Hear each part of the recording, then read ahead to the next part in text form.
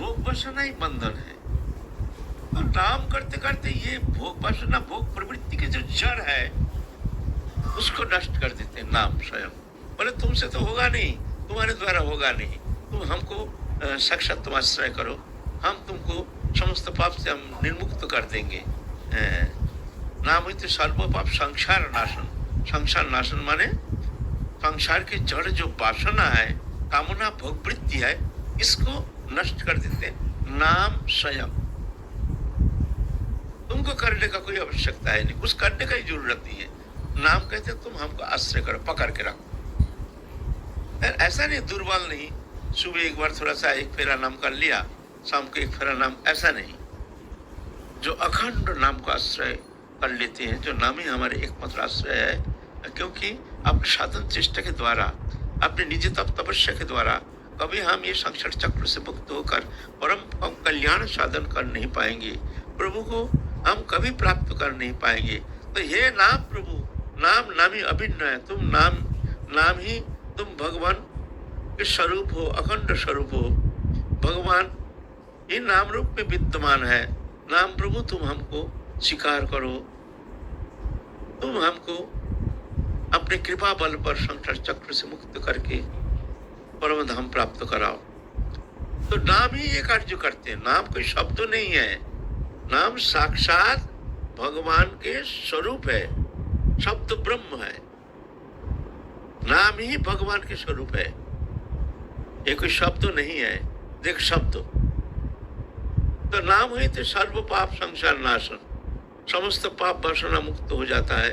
संसार वासना के मूल जड़ जो हमारे भीतर इच्छा प्रवृत्ति है, इसको नष्ट कर देते हैं।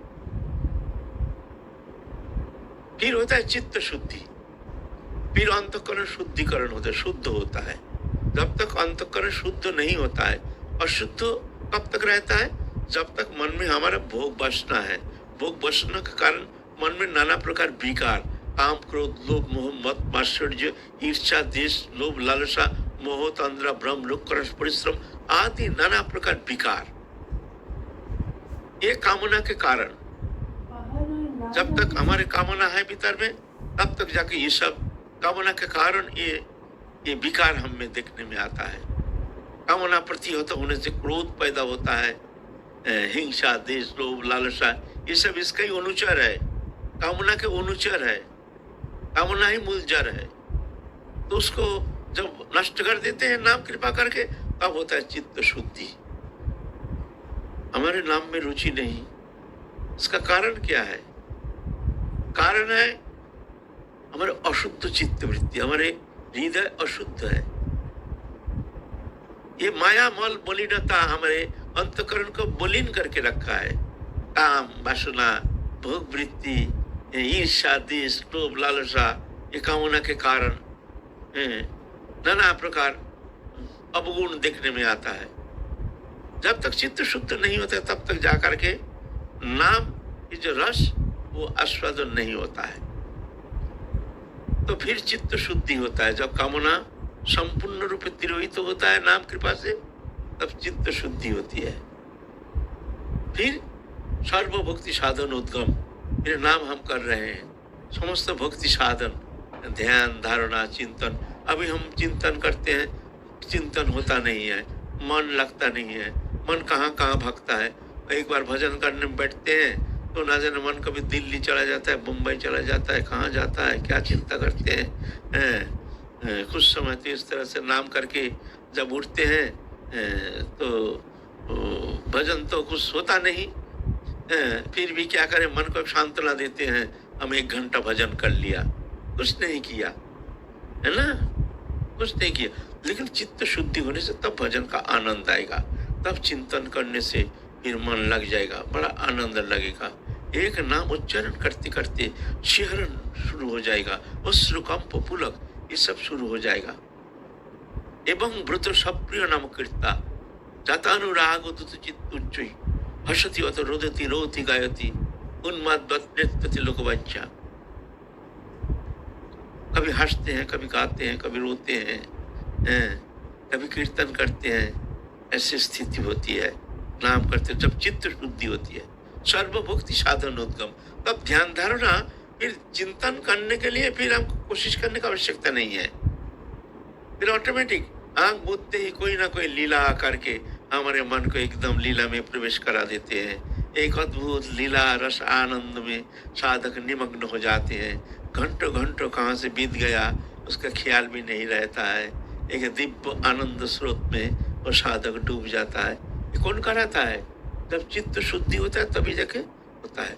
तो चित्त शुद्धि के लिए तुमको इस तरह से अखंड नाम का अभ्यास करना पड़ेगा। अभी से अच्छा लागे ना लगे, अभी से अभ्यास करो। अच्छा नहीं लग रहा, कोई बात नहीं, मुंह बंद मत करो। चलते फिरते रास्ते चल रहे हैं, हरे कृष्ण कृष्ण कृष्ण हरे हरे कृष्ण कृष्ण कृष्ण हरे कृष्ण कृष्ण, ऐसे चलते रहे। तो सर्वभक्ति साधन उद्गम, फिर समस्त भक्ति साधन ये करने के लिए तुमको और कोशिश करने की आवश्यकता नहीं। नाम ही सतह ही तुम्हारे भीतर उदित होकर के तुम्हारे मन को कहाँ पा के ले जाएंगे, वो आनंदमय स्रोत में डुबो देंगे।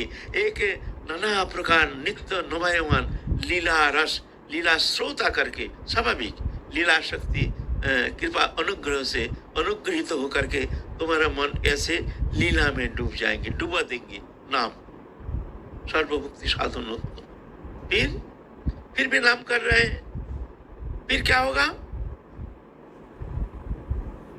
कृष्ण प्रबोधकम, फिर कृष्ण प्रेम, शुद्ध प्रेम, जो प्रेम का छटा उसमें उनमें दिखने में आएगा। वो प्रेम आनंदोस्रुपात, भगवत चिंतन में एक तल्लीनता, तन्मयता, कहाँ से सुबह से संध्या तक, कहाँ से कौन स्रोत में बहा के कौन दिशा में ले जाएंगे कोई ठिकाना नहीं। शुद्ध बुद्ध रहेगा नहीं, शरीर का ख्याल रहेगा नहीं, संसार में क्या हो रहा क्या नहीं हो रहा, ये चिंतन करने का मानसिकता ही समाप्त हो जाएगा। मन अतीन्द्रिय जगत में ऐसे तल्लीनता प्राप्ति हो जाएगी जहाँ जाके मन देहोदेही वस्तु विषय में चिंतन करने का उसको मौका ही मिलेगा नहीं। एक अतीन्द्रिय आनंद स्रोत में डुबो देंगे। कौन? ये नाम कृष्ण प्रबोध। फिर नाम कर रहे हैं, फिर क्या होगा? प्रेमामृत आस्वादन, प्रेम रस वो आस्वादन करेगा। वो अचिंत है। वो कैसे रस है? बोलते इस शब्द के अगम्य, शब्द के द्वारा इसका वर्णन होता नहीं। जो शब्द के द्वारा वर्णन करेंगे वो प्रेम रस, वो रस कैसी है? गूंगा के पास मिठाई खिलाने से गूंगा जैसे कह नहीं सकता है, ऐसे ही वो शब्द का अगम, शब्द के कोई प्रवेश नहीं है। जिस शब्द की तरह उसका वर्णन करेंगे जो वो प्रेम रस ऐसे है, वो आस्वादनीय है, वो अनुभववेद्य है, वो कृपा साध्य है, अचिंत अगम्य, इंद्रियातीत, गुणातीत, लोकातीत, मायातीत। फिर क्या होता है? फिर भी नाम कर रहे हैं, अभी तक समाप्त तो नहीं हुआ।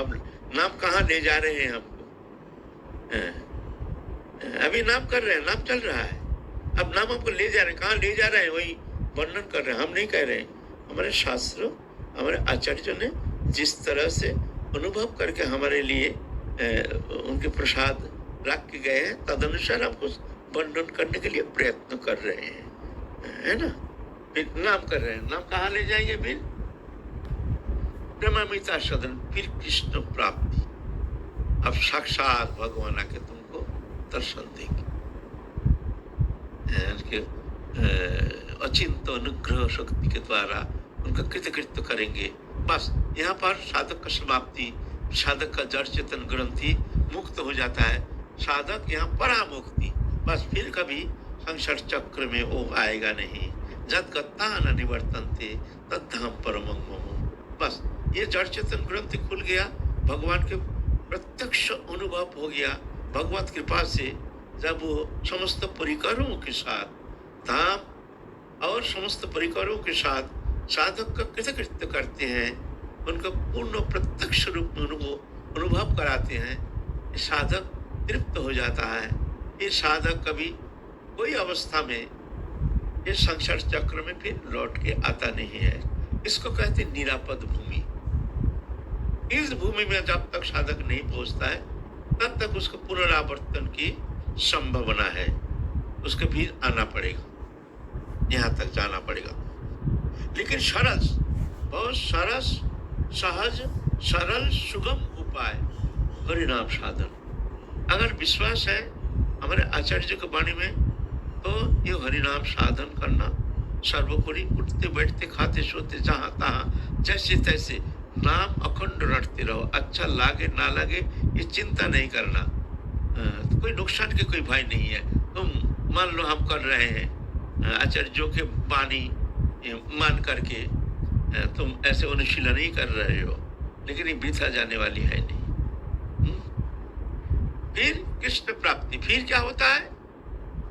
शिवामृत समुद्र मज्जन, एकदम शिवामृत में ले जाते, सेवा में ले जाते। इतना करते हैं नाम, हरिनाम संकीर्तन। ये हरिनाम महाप्रभु ये प्रदान किए हैं कलिजुग जीवों के लिए। वो निवृत्त निकुंज लीला रस माधुरिमा है, वो प्रेम रस निर्जास आस्वादन के लिए सरल सहजतम साधन पद्धति है हरिनाम संकीर्तन। कलौ तद हरि संकीर्तना, एकमात्र कलिजुग को हरिनाम संकीर्तन के द्वारा समस्त उस प्राप्त करने में समर्थ हो सकते।